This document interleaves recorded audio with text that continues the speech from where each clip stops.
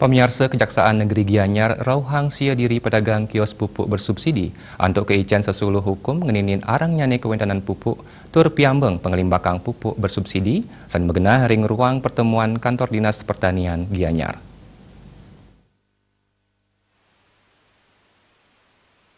Kepala Seksi Intelijen Kejari Gianyar Gede Ancana Kesarengin Kasubsi Ekonomi Keuangan dan PPS Kejari Gianyar Tegar Adi Wicaksono Mausang tetujon sesuluh hukum sane kemargiang majeng dagang inucap santukan kuentenan pupuk bersubsidi pina ke barang dalam pengawasan antuk ring panglimbakan nyane mulih yang subsidi saking pemerintah ngangen anggaran pendapatan miwah belanja negara. Saneng ranjing pindah ke anggota komisi pengawas, medue amongan nureksain kuentenan nyane, panglimbakan kantos ring kelompok tani miwah petani, untuk nambakin penyimpangan.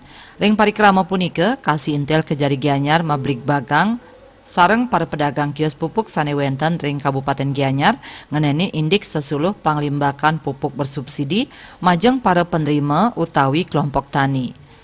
Lianan ring punike, Mausang taler indik pikobet sane ketampenin para pedagang untuk melimbakang pupuk bersubsidi. Ring parikrama inucap talerau Kepala Dinas Pertanian Insinyur Imaderake.